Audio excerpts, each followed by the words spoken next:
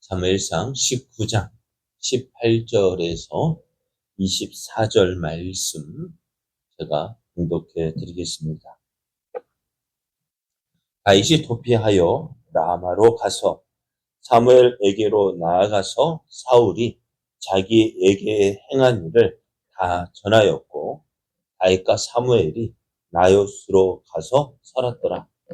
어떤 사람이 사울에게 전하여 이르되 다윗이 라마 나요스에 있더이다 하매, 사울이 다윗을 잡으러 전령들을 보냈더니 그들이 선지자 무리가 예언하는 것과 사무엘이 그들의 수령으로 선 것을 볼 때에 하나님의 영이 사울의 전령들에게 임하매 그들도 예언을 한지라.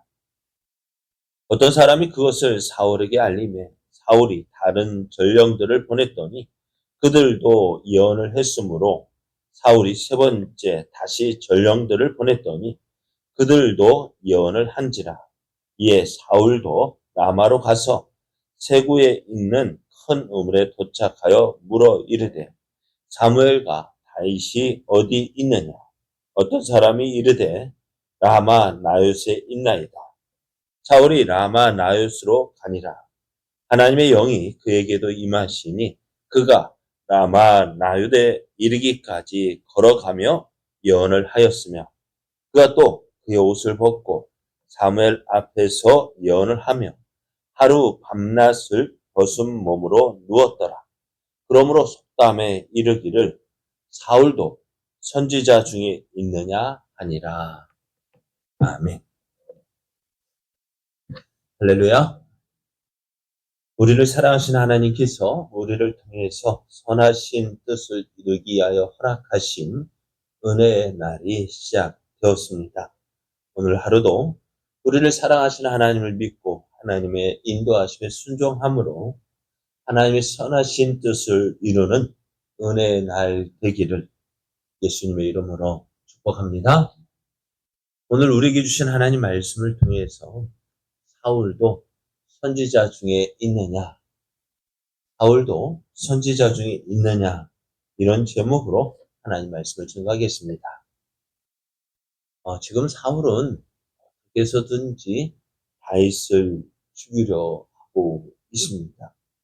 왜냐하면 다윗이 있으므로 지금 왕으로서 자기가 누리고 있는 모든 것을 이 다윗에게 빼앗길 것 같은 생각이 들었기 때문입니다. 사실 이것이 하나님의 뜻입니다. 하나님은 사울을 버리고 하나님의 마음에 맞는 사람을 택하여 이스라엘 왕으로 세울 것을 말씀하셨고 또 그 말씀을 이루어 가고 계시는데요. 그런데 이 사울이 그러한 하나님의 뜻을 알면서도 지금 다윗을 대적하고 다윗을 죽이려 했습니다. 지금까지는 사울은 다윗을 은밀하게 죽이려고 했는데요. 19장에 들어서는 모든 사람들에게 공개적으로 다윗을 죽이라고 명령을 합니다. 이 명령을 들은 요나단은 이 다윗에 대해서 변명을 합니다. 변호를 합니다. 그래서 사울도 자신이 참 이 명령을 잘못 내렸다 하면서 다윗을 결코 죽이지 않겠다라고 맹세를 합니다만은 어때요? 그 맹세가 오래 가지 못합니다. 또 갑자기 블레셋이 이스라엘을 쳐들어왔어요. 그래서 다윗이 천부장으로서 군사를 이끌고 이제 블레셋과 싸웠는데요. 누가 이겼습니까? 누가 이겼을까요? 이스라엘이 이겼어요. 그러니 백성들은 누구를 높일까요? 이번에도 다윗이 이겼대. 다윗이 군사를 이끌고 나가서 이겼대. 그 말을 들은 사울은 또 어떨까요? 기분이 안 좋은 거예요. 그러니까 어떻게 해요? 기분이 안 좋고 저거 어떻게 하면 죽일까? 막 하다 보니까 다음날 사울이 악령에 매인 거예요. 그래서 이런 사울을 치료하기 위해서 다윗이 수금을 들고 연주를 하는데 사울이 창을 들어서 다윗을 죽이려고 합니다. 이 다윗도 깜짝 놀라가지고요. 그 밤에 자기 집으로 피했는데요. 그렇게 피한 다윗을 또 이제 전령들을 보내어서 죽이려고 합니다. 그때 미갈의 도움으로 다윗이 그 자리를 피하게 되어졌는데요. 다윗을 죽이라는 그 명령 누구에 의해서요? 요나단에 의해서, 사울의 아들인 요나단, 사울의 딸인 미갈에 의해서 다윗이 보호함을 받게 됩니다. 결국 어떻게 되죠? 다윗은 이제 어느 누구도 믿지 못하고, 이제 오늘 사무엘이 살고 있는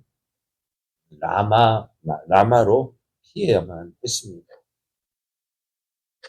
다윗을 어떻게 해서든지 죽이려 했던 그 사울의 시도가요, 그의 자녀들 요나단과 미갈에 의해서 좌절이 됩니다.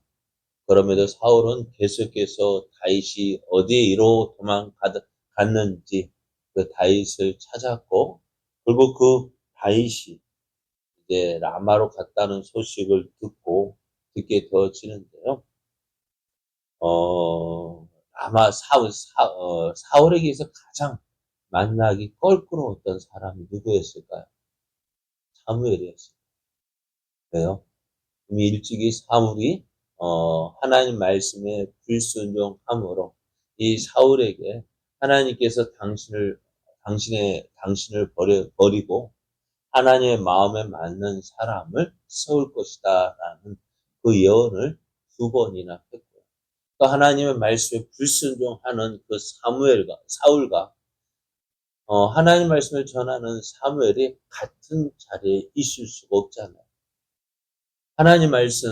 사무엘이 하나님 말씀을 전하는데, 사울이 어떻게 그 말씀에 불순종하니 그 사무엘과 사울이요 같이 있을 수가 없었던. 그래서 지금 사울이 라마로 갔습니다.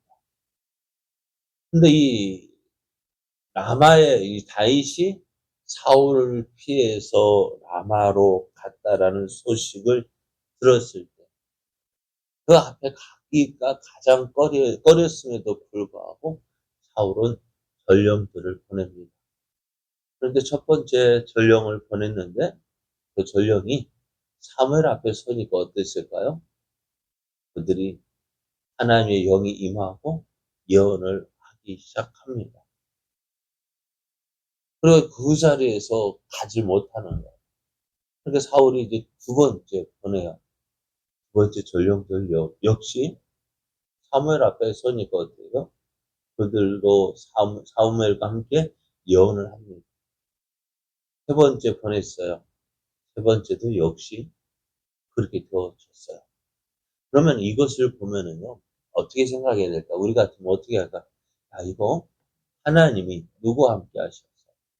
다윗과 함께 하시고 다윗을 지켜주시고 보호해 주시는구나. 내가 다윗을 잡을 수 있다 없다?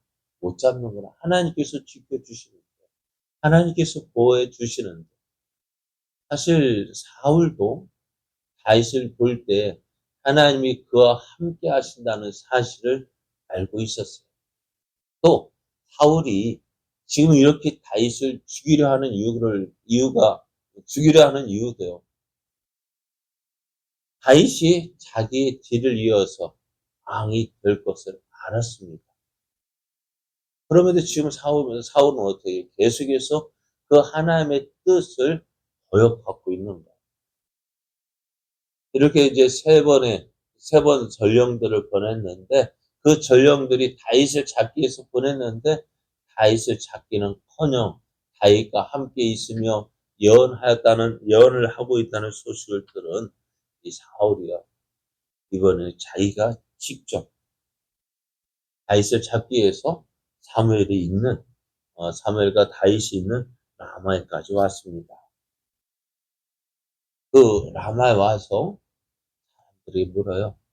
사무엘이 어디 있느냐? 그랬더니 사무엘이 지금 라마 나윗에 있다 하는 이야기를 듣고요. 그래서 이제 사울 앞으로 가는데 어떤 일이 벌어져요? 22절을 보면은 23절을 보면 사울이 라마 나요스로 가는데요. 하나님의 영이 그에게도 임하여서 라마 나요스에 가기까지 예언을 하는 거예요. 신이 하나님의 신 임해서 그가 뭐랄까요? 이상한 말을 하고 이상한 행동을 하는 그것이 어디까지요? 사무엘이 있는 곳까지 도착해서도 사무엘 앞에서도 그가 사울이 사무엘 앞에서도 예언을 하고요.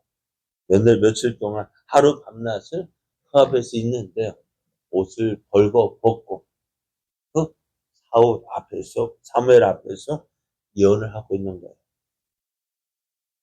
그래서 이 사람이 왜 이렇게 했을까? 하나님께서 이렇게 다윗을 지켜주시고 보호하신다는 사실을 알게 하신 거예요. 그렇다면은 사울은 어떻게 했을까요? 앞에서 말씀드린 대로 하나님은 다윗이 지켜주고 계시는구나. 하나님께서 다윗을 지켜주시고 보호해 주시기에 이제 그 어느 누구도 다윗을 죽일 수 없다라는 사실을 깨달아야 돼요. 안 되겠구나. 내 힘으로는 안 되는구나. 라는 사실을 깨달아야 하는데요. 사울은 어떠했을까요? 지금 다윗을 죽이려는 이 사울의 계획은 계속되는 거예요. 이 시장에서도 이제 사울이 사무엘 앞에까지 왔으니 다윗은 어떠했을까요? 그 라마 나요드에서 또 도망을 하는 거예요. 그러니까 이후에도 사울은요, 다윗을 죽이려는 것을 포기하지 않습니다. 다윗은 이제 계속해서 사울을 피해서 도망해야 하는 그런 신세가 되어졌어요. 이런 모습을 보면서 사람들이 이렇게 이야기합니다. 사울도 선지자 중에 있느냐라는 말을 합니다. 여러분, 이 말의 의미가 어떤 의미일까요? 사울도 선지자 중에서 예언을 했다면서? 사울도 그 선지자 중에 있었다면서? 사울이 선지자처럼 행했다면서 하는 이야기가 어떤 의미일 것 같아요? 여러분, 이 사울도 선지자 중에 있다라는 이 말. 그것은 아무래도요, 사울이 하나님의 영을 받아서 선지자와 같이 예언을 했는데, 어떻다는 거예요? 그가 하나님의 뜻을 따르지 않고 있지 않느냐. 하나님의 놀라운 은혜를 입었으면서도 그는 지금도 하나님 말씀에 거역하고 있지 않느냐라는 그런 의미로 쓰이고 있는 거예요.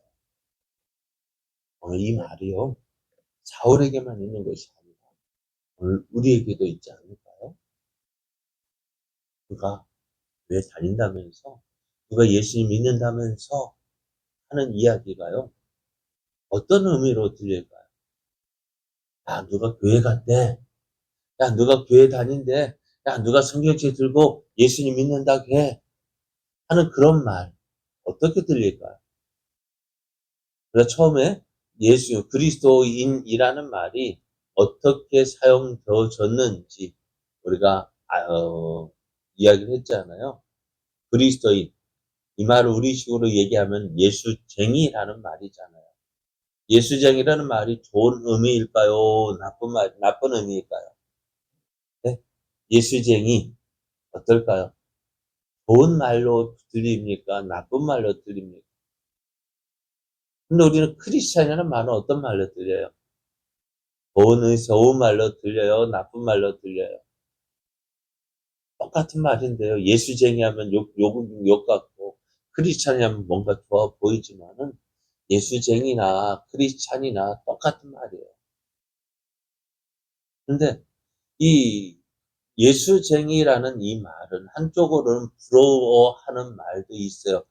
저 사람 예수 믿더니 왜 이 교회 나가더니 변화됐네 하는 말을, 그런 말도 있지만은요. 대체로 예수쟁이라는 말은요, 비하하는 말이에요.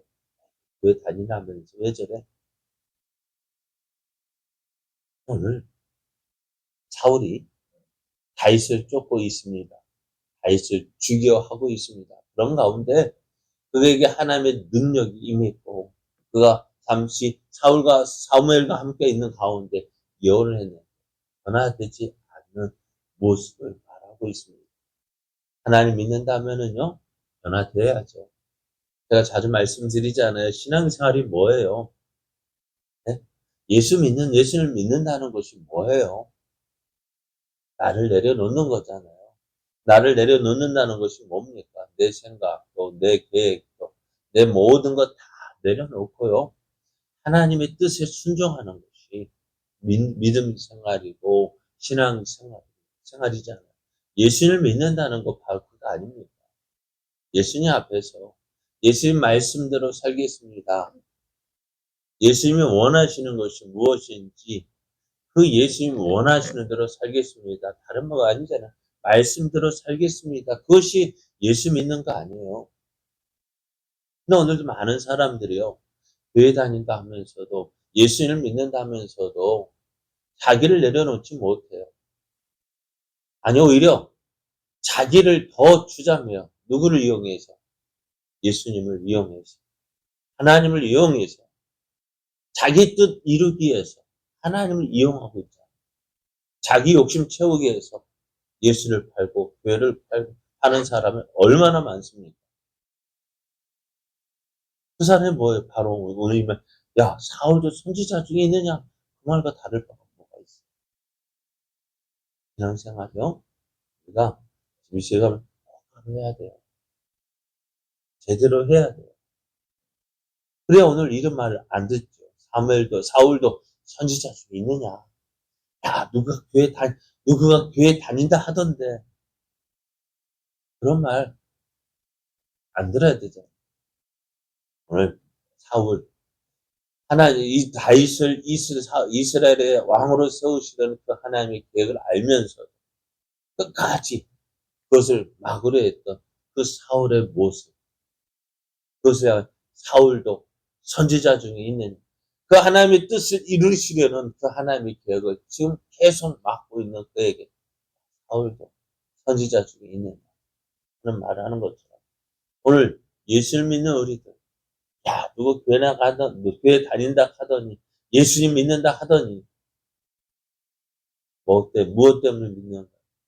자기 뜻, 자기 욕심, 자기의 꿈, 그 이르기 이용해서 믿으려 한다면 오늘 사울과 다를 바가 뭐가 있겠습니까? 우리요, 하나님 믿는다면은, 예수를 믿는다면은요, 온전히 나를 내려놓고 오직 하나님의 뜻에 순종하는 자, 그러한 사람 되어져서 하나님 온전히 나를 통해서 하나님의 뜻이 이루어지게 하소서 기도하며 하나님 뜻을 이루어가는 우리들이 되어지기를.